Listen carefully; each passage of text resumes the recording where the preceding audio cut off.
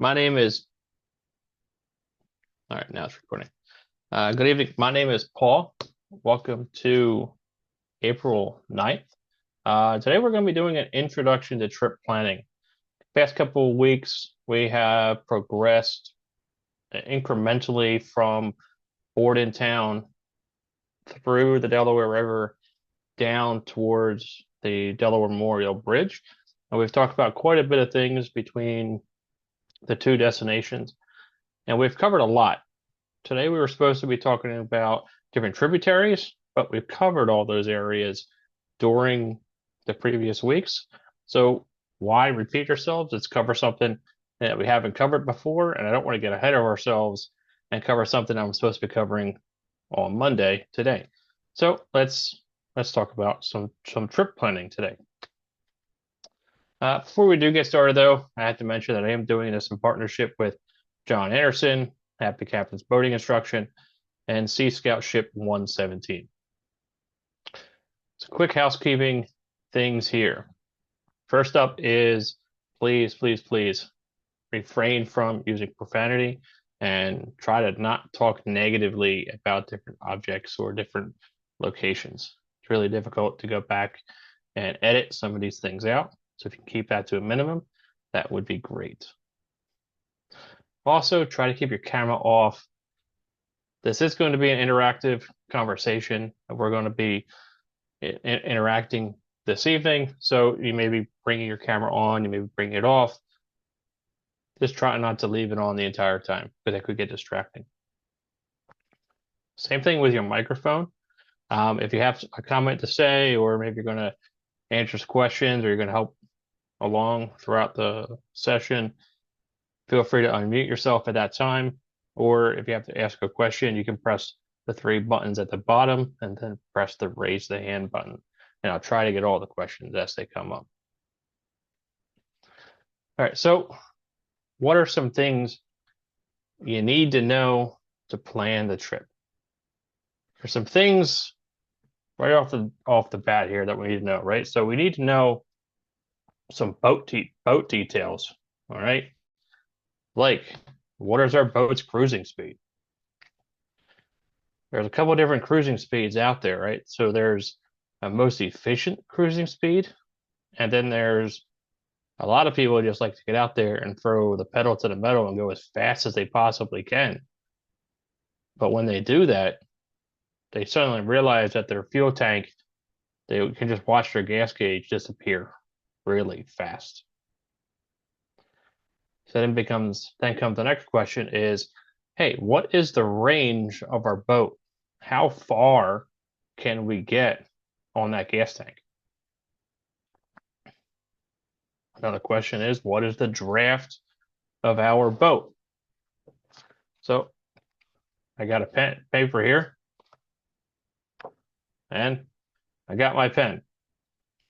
So does anybody know any of these answers for their boat? It'd be good to use some actual live information, right? So what is a good cruising speed that we have? Feel free to just unmute yourself and say what you have. I'm willing to share if nobody else jumps in. That's great. Okay, so we got the Baja 38 special. Cruising speed, we're pretty comfortable at about 35 to 40. I mean, we can go to 50 depending on, where we are. So I would say 40 is probably, not counting no wake zones. Is that miles per hour or is that knots? Isn't that the same? It is not actually. Knots Okay. is a little bit faster than miles per hour. So our gauge, so the GPS, the Garmin tells us our speed, and it tells us our speed is, maybe 40. I'm just averaging 40. So would that be knots or miles per hour if the Garmin is telling us that? It all depends on how it's set up. It could be set up to be telling you miles per hour. It could be set up to be telling you knots. Well, we could say miles. Let's say miles per hour. I'm not sure. Yeah, for this, we're going to go with miles per hour, right? So we're going to go with 40 miles per hour. All right. Do you know how how many gallons your fuel tank holds? It holds 220. 220. We have Okay. we have two 502 motors. Two 502s. Now, if you don't know, do you know what your fuel economy is?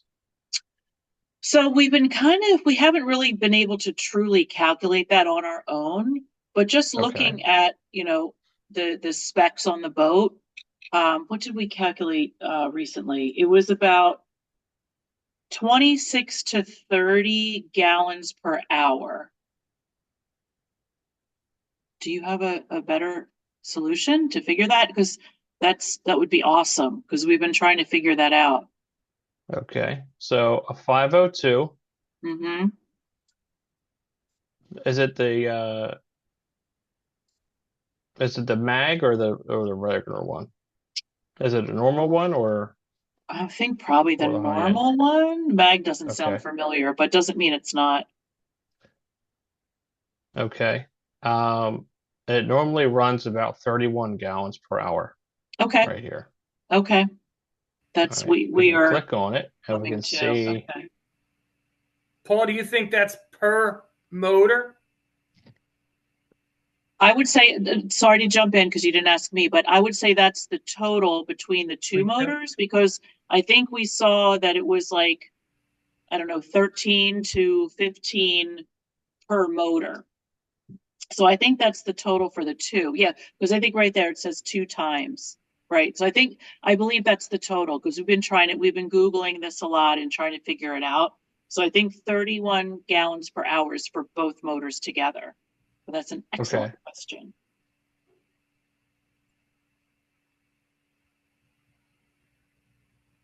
Am Okay. And you I don't know wrong? what. No, you're about right. It looks like wide open. They're saying that both engines, the twins, at what did you say your max speed was? 60 miles an hour? Um, I think it could go to 60. We haven't pushed it past 50. Yeah, so if you ran at 60 miles an hour, you're going to get roughly 62 gallons per hour, right? Whoa. Yeah, Oh, the wow. gas is just going to fly out of the back of your boat, Whoa. basically, which is crazy. All right, this is a So really good website. Okay. if we dial that back and maybe we say, I think they said at 2,000 RPM, it was 14 gallons per hour. I mean, honestly, we usually run around 3,000 You run RPMs. around 3,000. All right, so Yeah. let's see what it says when it gets to 3,000. Wow, this is a great website. I can't wait to show my husband. 4.6, 8.0, 14, 15, and that's at 22, right? Okay. 30. 22 Okay. gallons per hour. Okay. And you said you had a 220 gallons. Yes, tank. Yeah. So at what's that? 220 divided by go with 22 gallons per hour. Is that 10 hours? Yeah, roughly. Roughly 10 hours. So Yeah. if we're at 3,000 RPMs, we're 22 gallons per hour total. Okay. Yes. Okay. Okay. That's even better. That's better. Okay. In a perfect scenario, that's what you should be getting. Okay. Great. This is awesome information. Thank you. Okay. Now, I mean, that does not take into factor, what kind of transmission you have or the pitch on your prop or the dimensions of your hull. You could be getting less, you could be getting better. I don't know. But for estimation purposes, let's use 22 gallons per hour. Great.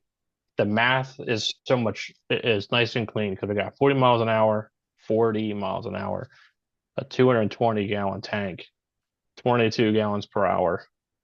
We can go 10 10, hours 10 hours. Okay. and that would be 400 miles. Okay. All right. Okay. That's Great. not bad. Okay. That's not bad, right? That's beautiful. Okay, so we answered a couple of these questions here on this first section, right? So we answered what our cruising speed is 40 miles an hour. We answered what our tank range is. That is a max range of 400 miles. Now, we're not going to go 400 miles before we decide to get gas. Maybe we're going to go 300 and maybe around 300 miles. That's when we're going to Mhm. decide to get gas, right? Because if we get to 400 miles, we're just going to be shutting off. If we get to Right. 350 miles, we're going to get into that nasty section of gas, and we don't want to be down there. Okay, what does your boat draft? I would say 3 feet. 3 feet. Okay, awesome. Uh, okay, so the next two you kind of need if you're going to stop at a place, right? So for this for this exercise, we're going to Delaware City, right? If we're going to rent a dock or something or a slip, we would need to be able to tell them, hey, our boat is 38 foot. If it's a 38 Baja special, that sounds like it's going to be in the neighborhood of, I guess, 10 foot wide, 9.8. Yep. 9.8 foot wide, right? So that way, when we talk to them, we could be like, hey, this is the dimension of the slip that we need to fit in. And ideally, they're going to give us a slip that'll fit us perfectly. Okay, the next section that we need to answer is our environment. What kind of an environment do we want to boat in? I don't think we want to boat in. I don't think we want to boat in gross weather, right? We want to go out and have a beautiful time on the water. We don't want to get out there and have a miserable time, right? So there's a couple of different types of weather that we can get, right?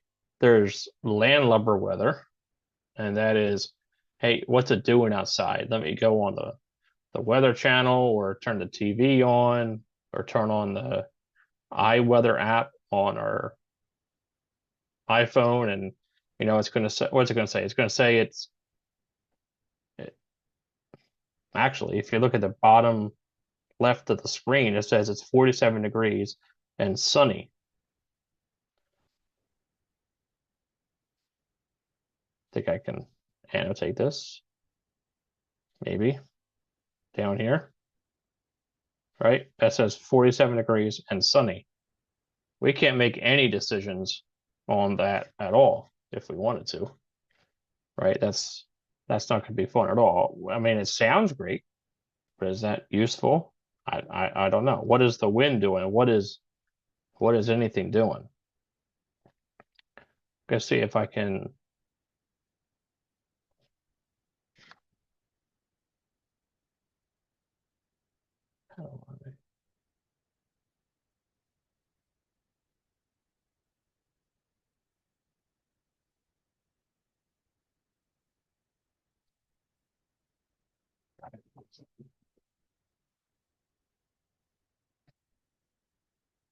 I have a couple places I like to do. First is I like to get a better idea on what the landlubber weather is going to look like. And I like to use, you can use your preferred weather source. I personally like to use a weather underground because I get a whole bunch of weather at the exact time. Okay. For our area where I'm sitting right now, it's saying it's 47 degrees. And if I bring up the 10-day, I can then at least look ahead and see if this is going to be a good decision or not this weekend, right? Just a quick go, no go decision. Is it worth investigating further or is it not? If I was going to say, okay, do I want to do this Saturday? Absolutely not, because Saturday, temptation. So, I mean, you can just see it here, right? Saturday is going to be showers. We don't want to do that. But Thursday, hey, maybe I can get out Thursday and hit the water and get out there. They're looking at 58 degrees. I can scroll down. I can see that the wind is going to be a little breezy. We're talking about 11 miles an hour. It's not really much. The river is kind of protected, so it might be fine. So let's take that one step further. Let's look to see what it would look like marine wise. The next place I like to go is windy.com. Both of these, Weather Underground and windy.com, both of these have apps on the smart device, so you can look at them on there as well. I just have it on the laptop, so it's easy enough just to bring up the website to look at it, and feels exactly the same. Let's dial this ahead to Thursday.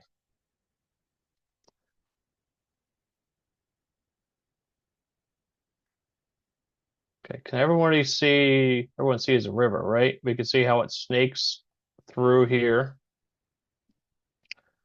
A good rule of thumb is for every half mile of fetch or of wind for what's the rule? It is for every 10 miles an hour of wind on 1 mile on a half mile of water, you get 1 foot of seas. So on the Delaware River, where you tend to get some smaller vessels, if you get a quick half mile or quarter mile of water with swift wind, you will get a half foot of a sea. Why do I say that? Because if we're leaving from Bordentown, which is right here, and if we're traveling south, we're going to be traveling in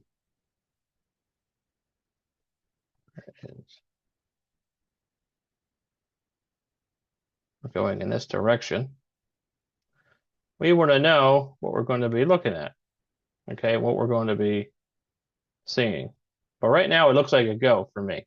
We're only talking maybe, 10 miles an hour. So for this stretch of the water, 11 miles an hour, we may get about a half a foot of water, a half a foot. We'll have some chop when we go from this new boat island. When we make this turn from New Bold Island up to the Tullytown Cove, we will approach and have a little bit of, you might even have some white water there or some white caps as you go through that area. But once you get through there, you'll be fine the further you go south. That's at 11 a.m. So we can dial it back a little bit further. And we can keep going down the river. As I'm scrolling, probably should have pointed it out, but can everyone see? Give me a thumbs up if you can see the little, I guess, magenta colored things moving across the screen.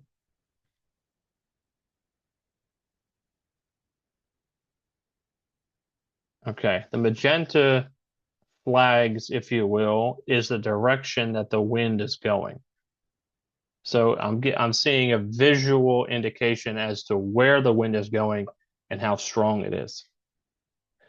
I can zoom out a little bit here, zoom back out, and I have the color variations again. And the color variation, I can see the light blue. If I look down in the corner over here, is between a 6 and a 10 mile an hour. So I'm seeing plenty of room here.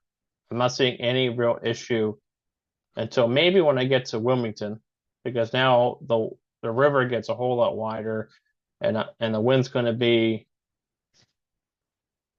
off my starboard side, almost directly abreast to my boat, and it may be a little bit uncomfortable, but I think we'll be able to get through it and not have any issues whatsoever. So I think that definitely looks like a go. Next thing we're going to do is I'm going to switch. Let's check, see what's next on our checklist. Next is going to be tides and current. Tides and current. Oh, sunrise and sunset. That we can get from our weather underground. We can scroll to the bottom of here, and we should have an astronomical information down here somewhere. Okay. Right here. All right, we have a sunrise at 6:30 and a sunset of 7:30. So we have quite a bit of time, almost 12 hours worth of, well, almost 12 hours worth of daylight. So if you wanted to leave at 6:30, get down there for lunch, if our boat goes nice and slow, and get back, we got plenty of time. Or we can leave shortly before lunch, shoot down, hop off the boat, eat lunch, and then shoot back with plenty of time left over. Okay. Now I want to transition to Navionics so we can see some other stuff. Screen. Any questions so far? I know I'm throwing a lot at you. I'm trying not to make it cumbersome.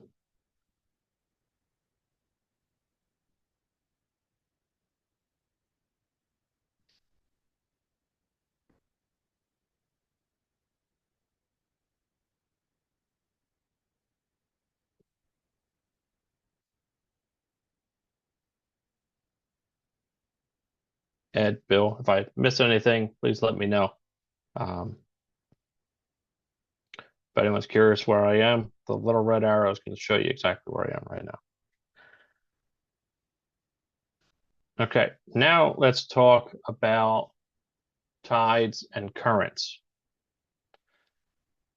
These are important because you want to know what the tide is going to be at a time when you want to leave the dock. I'm going to zoom in here, and I'm going to adjust my settings because I don't want to see the satellite imagery. I want to get rid of that because let's just clean up the chart, get rid of all that noise. Can everybody see this little doohickey here with the red in it? Okay. Thumbs up if you can see the little doohickey with like a bottle with the red in it. Okay, cool.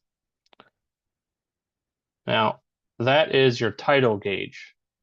Some quick information that you can see out of it in it without opening it up. First is the color. The color is red. If it is red, that means it is moving fast. If it's red, it's moving fast, and it's either rising fast or it is falling fast. On the bottom of the little doohickey, I zoom in, it just gets smaller. On the bottom of the little doohickey, there's an arrow. Okay, the arrow is pointing down to indicate that it is falling. So the red is saying it's fast, and the arrow is pointing down saying it's falling fast.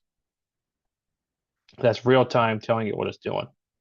So let's click on it. So in Navionics, you touch it, it brings up this crosshair. You have to push the question mark. I didn't push it quick enough. Push the question mark. And we'll learn more about it. One thing that I really like about Navionics is I can do this really nifty thing. I can say, okay, over on the left here, can you see where it says Wednesday? You can see the date, right? Right about here. Okay, now what I can do is I can either do two things. I can touch the screen, stop annotating, and I can slide the screen to the right to the date that I want it to be, or I can click on the date and I can say, I want to go boating on the 17th. Okay, and tell me what the tide is going to be doing at that time. So then I can pick it and say, okay, I'm on the 17th. That's the day I want to go out. And I don't want to be there at 6 o'clock, but I want to know that, hey, the high tide is at 6. So if I have a 38-foot boat, that's going to need plenty of water. Yeah, it drafts 3 foot, but it's a 38-foot boat. I got to get in there. I got to get that pretty far in that ramp because the wheels have got to get way down that ramp. So I'm going to need to put it in either at high tide or mid to high tide. Because if I slide this over, it goes from 7.4, 7.5 feet down to 0. It dropped. I mean, 1.3. That's a 6-foot drop. That's pretty significant. That's some of the biggest drop in New Jersey.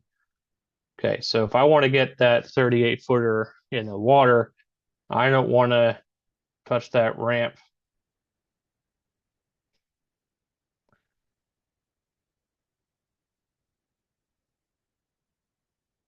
Okay, I'm sorry, I just got distracted. I saw there were some chats. I didn't know if I was missing any questions or not. Okay, I wouldn't want to hit the ramp or put the boat in at the ramp or be actively backing down the ramp anywhere after 9:30. Because 9:30, as you can see, that is halfway. That's mid-tide, right? That's halfway between high, halfway between low, with the tide going out. Because I don't want to be in a situation where the trailer could get stuck at the bottom of the ramp in the mud or anything like that. Because since the boat is 38 foot long, the trailer is going to be closer to probably 45 foot long, if not longer, because that's going to be a humongous trailer. Okay. And now let's stop doing this. So we got our tide. Now let's do our path. I'm going to zoom in here to our ramp. This is Bordentown. Right here, you can see it says Bordentown. I'm going to zoom into the ramp. Next, I'm going to click the route button. Everyone should be able to find the route button. And I'm going to click the automatic. You know what? Before I do that, I have to make sure. Now, we'll just do it and then we'll edit the boat. All right, we're going to do automatic. All you have to do is just touch the screen. You got to hold it for 5 seconds or 2 seconds, and you got a dot. I'm going to zoom out. I'm going to zoom out pretty far. I'm going to scroll it down to Delaware City, to where I want to go. And I'm using the auto route feature. And remember, we got to trust this with a little bit bigger than a grain of salt. This down here, you can see where it says Delaware City branch channel at the top of the screen. And we can see the fuel pump. I'm going to put a dot right here at the fuel pump and say that's where I want to go. In a couple moments, it's going to plan the route. Okay, the route is planned.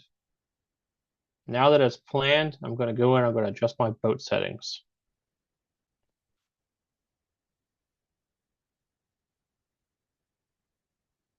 It's going to skew it. This stuff up here really doesn't matter, the length. I'm going to put it in here anyway, 38 foot beam. The draft does matter because when doing the draft, it will route you through areas that it knows is deep enough. And you don't put the 3 foot. Elke mentioned earlier that your Baja is 3 foot deep. You're going to put 4 foot deep.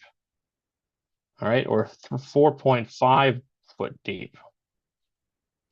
Because if your boat drafts 3 foot and it drives you through a 3 foot section of water, your boat's not going to float. Something else that's helpful is a maximum height. Some people call that an air draft. What is the maximum height of your boat?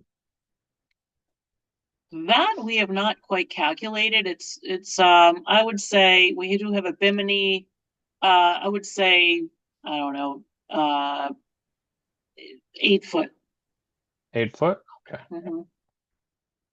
There shouldn't be a problem around here on this route. Maximum speed, we're going to put 40. I'll stop it.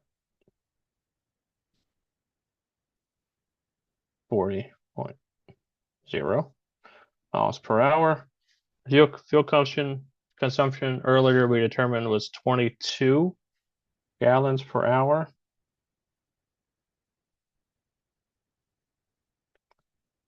Okay, done.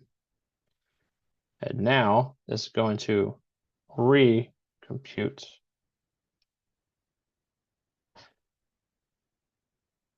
Why is it telling me it's in liters?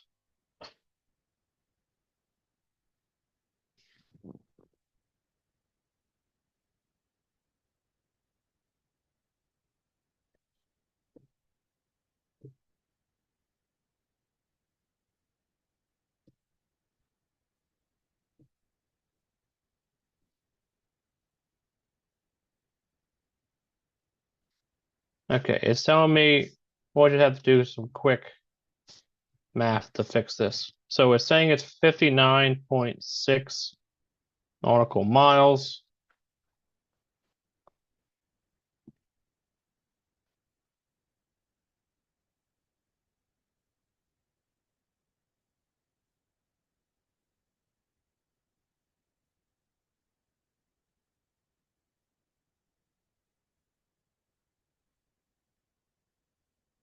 All right, that is 64 point something. So we'll go with 65 miles.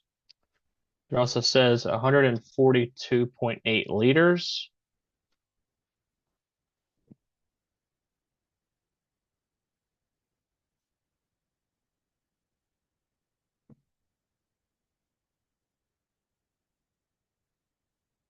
That is 37 gallons.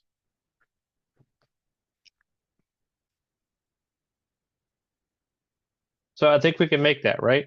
That is much less than our 220 gallons. And we're only going 65 miles, and it says it's going to take us 1 hour and 42 minutes. And if we wanted to, we could do that math real quick just to confirm that. We do 65 divided by 40. It's 65 miles divided by 40. And that gets us 1.625, roughly an hour and 42 minutes. That sounds right. Okay, but something we did mention at the beginning of this before we started recording is that you want to treat this before we start panning through this. We got to push the save button.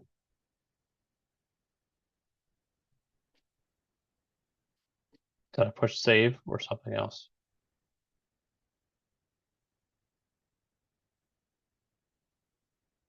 What just happened? Oh, 42. Okay. For some reason, when I push the save button, it wipes it out.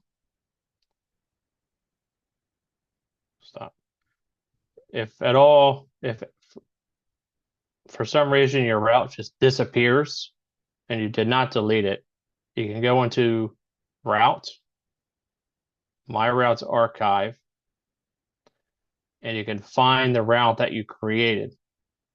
For this session, it was the latest one that we did, Route 24. That's the one that we did today on April 9th, 2025. Okay.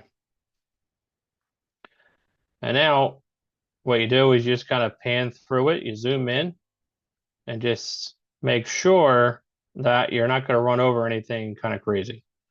All right. It does give these exclamation points that say, hey, watch out, something's going on here.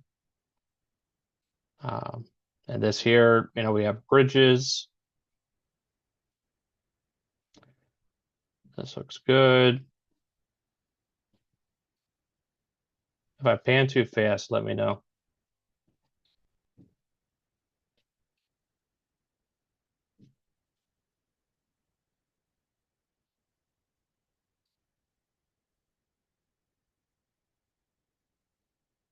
Looks like we have to be careful on this curve.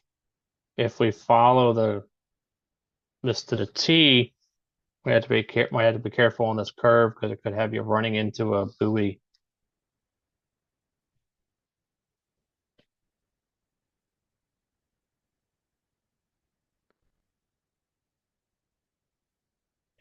We have a bridge here.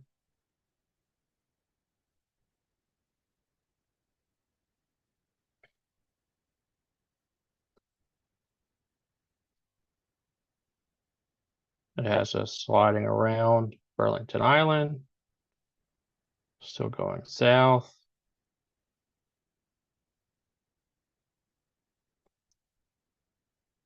Oh, looks good. I don't know why. Oh, this exclamation point right here in the middle of the Delaware River, there's a telephone cable that goes across the river. So if you have a gigantic cable, a gigantic mast, it's just giving you warning that it's there. I don't know why it's doing that when we only have an air draft of 8 foot.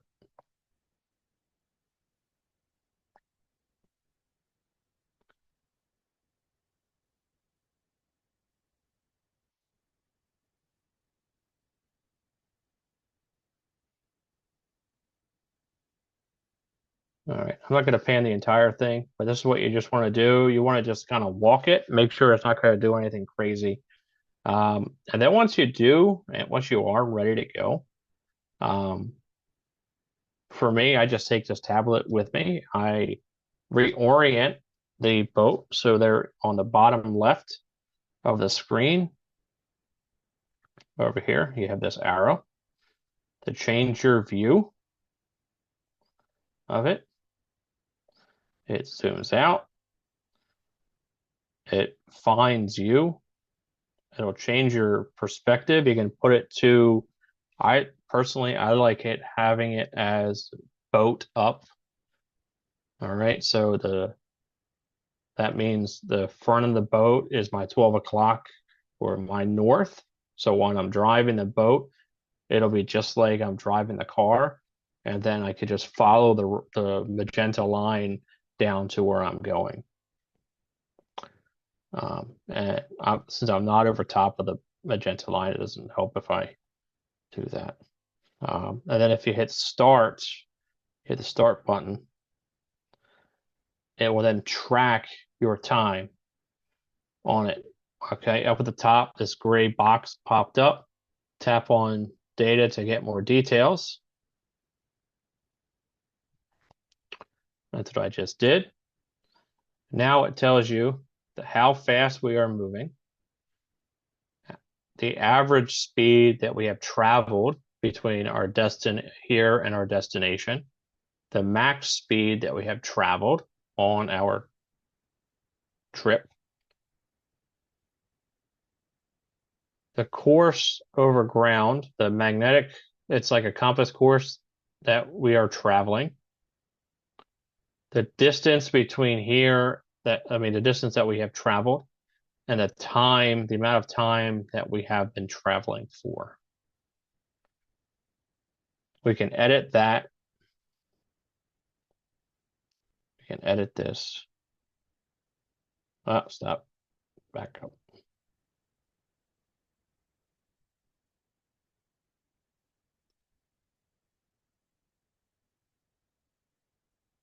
It goes away so fast.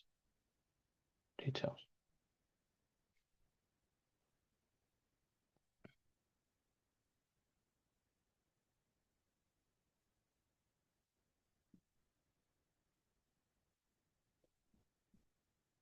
Okay. Anyway, a lot of information here. I mean, it tells you the distance, the time between now. I mean, right now it says, okay, it'll take us 9 hours to get there. at our current speed and we're just not moving. All right, it says it'll give you a distance between here and that object, but the numbers are going to keep going up because I'm not moving. We're not doing anything. We're not traveling in that direction. First thing it wants to do is it wants me to get to the starting line, and then it's going to measure the distance to that. So until I get to the line, it's not going to correct it for that. All right, stop. Delete. Yes, delete my track. Okay, if you saved your track, it would save a breadcrumb trail between point A and point B. Okay, stop doing that. Okay, are there any questions about everything we just did?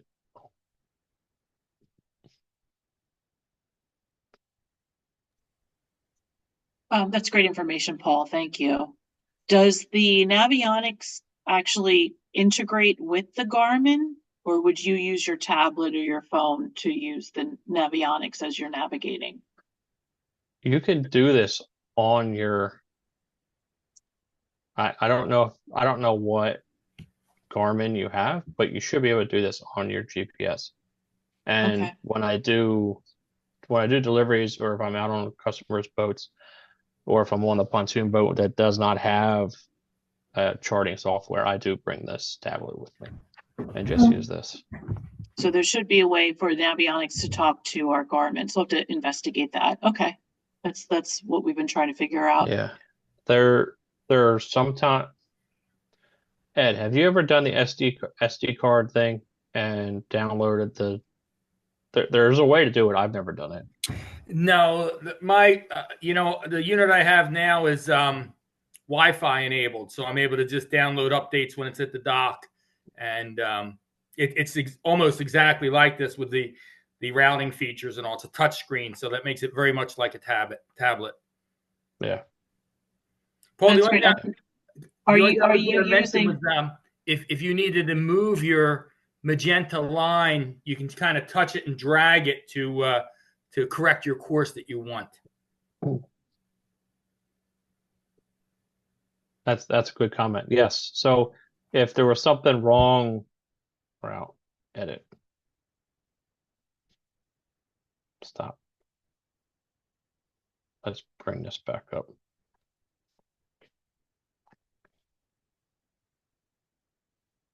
Come on. What?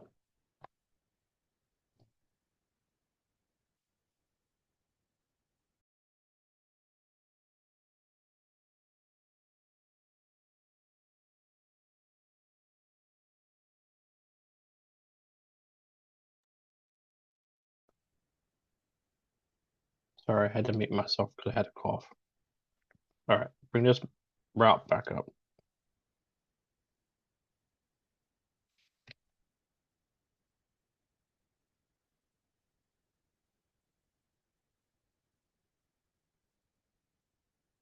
Doing. Route. All right, I'm just gonna make a new one. Say if we do a route from here to here,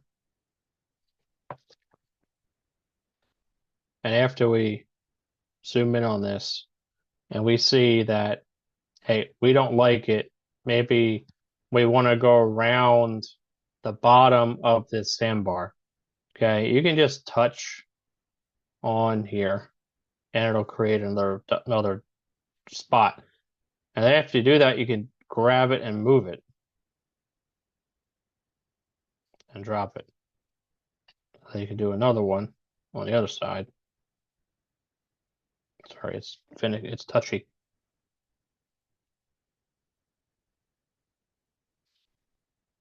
Right, and you can just move these around and get it around obstacles or whatever you need to get it around. But it's going to fight me because it doesn't want me to go into this shallow area. All right. The other thing I wanted to show you before we finish this was a really, really handy tool. So I'm going to go back up to Bordentown and click on that tidal marker again. Oh. Okay. And then I'm going to set the date again to the 17th and press OK.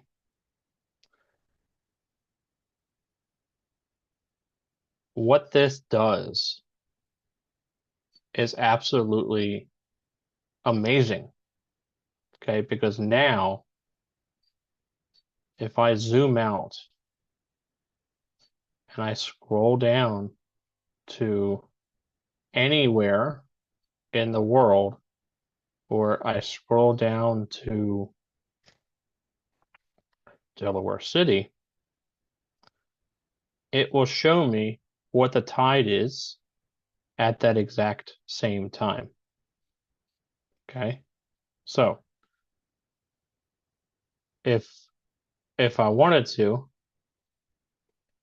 say we're going to put our boat in the water at, if you look on the left side, I have a time 8:19 p.m. here, right? I can slide it to the left. Let's get it in the morning again. Let's go with 8:20 a.m. I can slide this around, and if you annotate, watch this.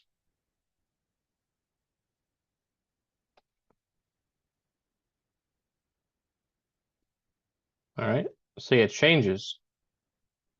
And it lets you know exactly what that's going to be doing at that time. This allows you to then be able to then click on this one and know exactly what's going on. So then let's bring this one to April 17th.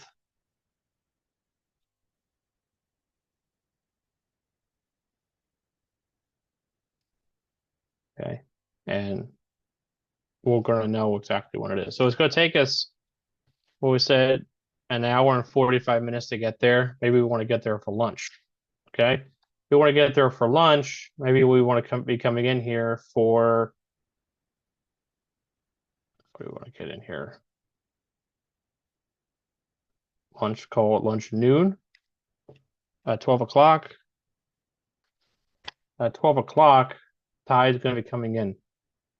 And that means the tide will be pushing us into the channel, into the canal, and it will make it a challenge to dock the boat. And when you get in there, make sure that you call the marina on the radio. I think they're on channel 16, and just let them know what you're doing, and they'll help you dock. Knowing this information as you're coming into the slip and being able to plan for it ahead of time is a complete game changer. Complete game changer. Stop annotating. So so now we know so you can use this information, just kind of jump back and forth to find when is a good time to depart and when is a good time to arrive. So if we said we wanted to leave there at noon, let's figure out what time we want to leave. We exactly want to leave up here.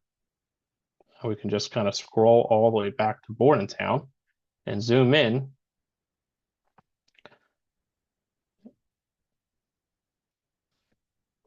Again, jump over to the 17th. And we wanted to arrive at noon, minus an hour and 45 minutes gets us to, what's that, 10:30?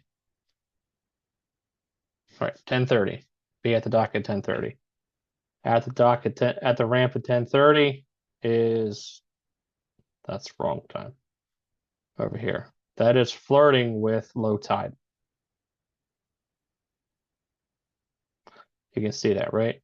10:30 has us flirting with low tide because 9:30 a.m. is low tide. So if you want to go there that day for lunch, maybe what you're going to do is jump in the water, jump in, instead of going there for lunch, maybe we're going to go there for dinner. Make it dinner plans.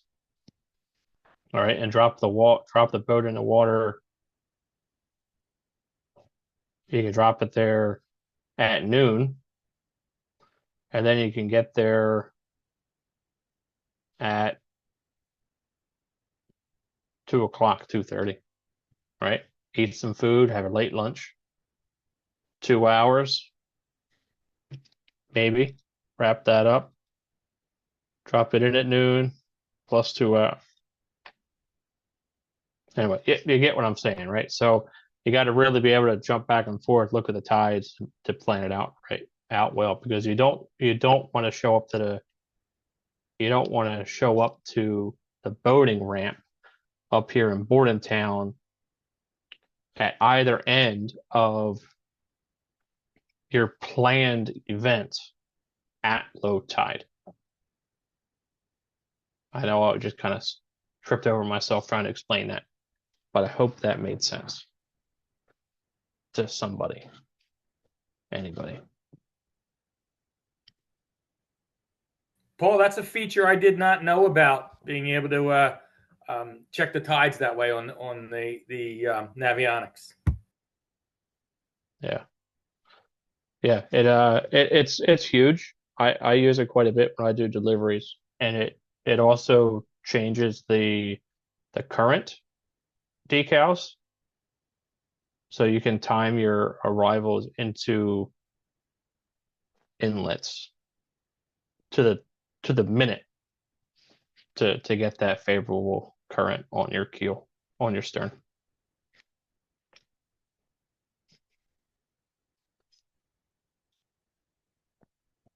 Really, that feature right there is a real game changer. Anyway, that's about all I had for this. Is there anything anybody wanted to say that I did not cover on this before I cut the tablet off?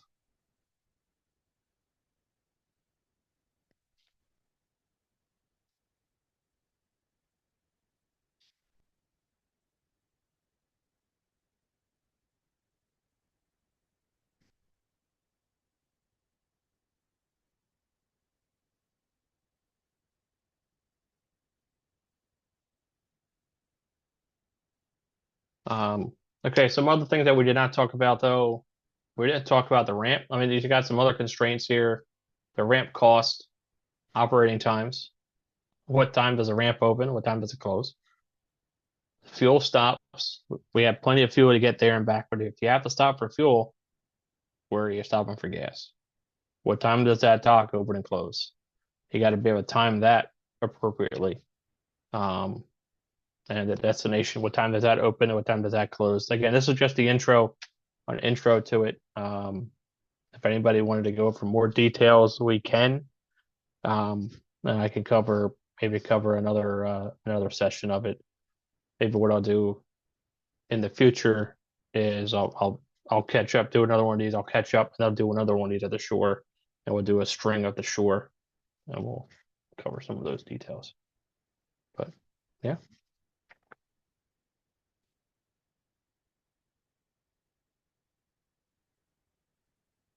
All right, the next one that we're going to be next webinar on Monday, we're going to be talking about the Delaware Memorial Bridge, the water from the Delaware Memorial Bridge to the Cohansey River. Quite a bit of water there. Then after that, we're going to do the tributaries, which is going to be the Salem River, C&D Canal, and specifically the Delaware City.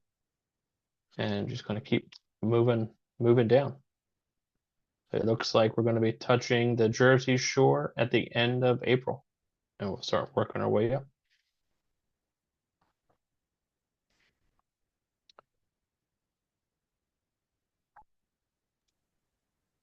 It's great information, Paul. Thank you so much for doing this.